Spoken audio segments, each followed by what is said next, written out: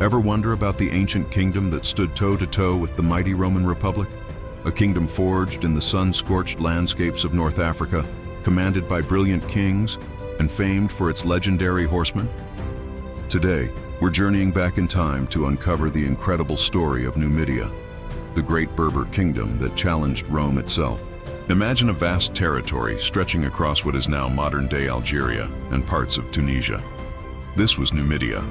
Its lifeblood wasn't just the fertile coastal plains, but also the sprawling desert landscapes and the vital trans-Saharan trade routes that crisscrossed them.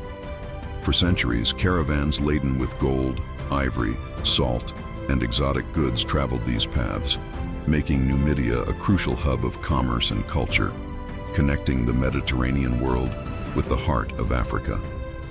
The people of Numidia were the Berbers, or as they called themselves, the Amazigh, meaning free people.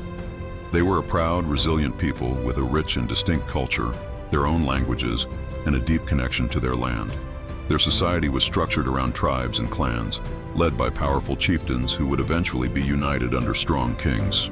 This spirit of independence and fierce loyalty would define their history. At the heart of Numidia's power was its military, and specifically, its cavalry. The Numidian horsemen were legendary throughout the ancient world. They were masters of skirmish tactics, riding their small, swift, and incredibly agile horses without saddles or bridles, guiding them with just a rope around the neck and the pressure of their legs. They would swarm their enemies, hurling javelins with deadly accuracy before melting back into the desert, frustrating and exhausting heavily armored legions. Their reputation was so immense that they became some of the most sought-after mercenaries of their time. The story of Numidia's rise to prominence is inseparable from the great rivalry between Rome and Carthage during the Punic Wars. In the Second Punic War, the famous Carthaginian general Hannibal Barca relied heavily on Numidian cavalry. They were instrumental in some of his greatest victories, including the legendary Battle of Cannae, where their flanking maneuvers helped encircle and annihilate a massive Roman army. However, Numidia was divided. Two powerful kings, Syphax of the west and Masinissa of the east, vied for control. While Syphax allied with Carthage, Masinissa, a shrewd and ambitious leader, saw an opportunity. He threw his support behind Rome, betting on the rising power of the Republic. This alliance proved to be a turning point. At the decisive Battle of Zama, Masinissa's cavalry was the key to defeating Hannibal. His horsemen shattered the Carthaginian flanks, allowing the Roman general Scipio Africanus to secure a victory that ended the war. As a reward for his loyalty, Rome helped Masinissa unite Numidia under his rule. This began a golden age for the kingdom. Masinissa reigned for over 50 years, transforming Numidia from a collection of semi-nomadic tribes into a centralized, prosperous state.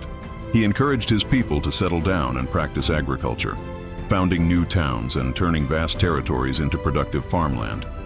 Under his leadership, Numidia flourished, its wealth and influence growing, and a unique blend of Berber, Punic, and Hellenistic culture emerged. Sirte, his capital, became a vibrant center of learning and commerce. But the alliance with Rome was a double-edged sword. As Numidia grew stronger, Rome grew more suspicious. After Masinissa's death, his grandson, Jugurtha, came to power. Jugurtha was a brilliant and ruthless military commander who had learned Roman tactics firsthand while serving with their army. He was determined to rule a fully independent Numidia, free from Roman interference. His ambition led to conflict.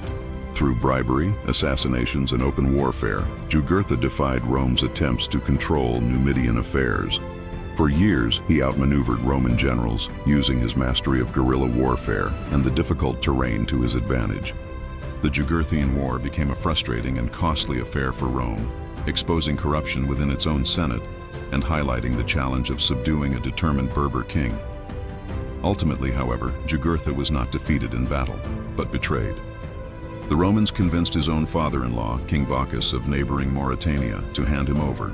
Jugurtha was captured, paraded through Rome in a triumphal procession, and left to perish in a Roman prison. His capture marked the beginning of the end for an independent Numidia. After the war, Rome tightened its grip. While Berber kings continued to rule for a time, they were essentially puppet rulers, their power completely dependent on Roman goodwill. The The kingdom was eventually annexed and became a Roman province, its resources and manpower now serving the empire it once fought. But the story of Numidia doesn't end there. The Berber culture, language, and spirit of independence were never extinguished. They persisted through Roman rule, through the Vandal invasions, the Byzantine era, and beyond. The legacy of the free people, the Amazighs, and their magnificent kingdom endures to this day in the culture and heritage of North Africa.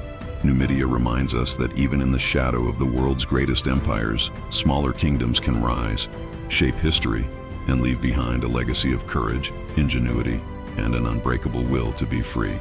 Thanks for joining us on this journey into the past. If you enjoyed this video, please give it a thumbs up. And don't forget to subscribe and hit that notification bell for more stories from history. We'll see you in the next one.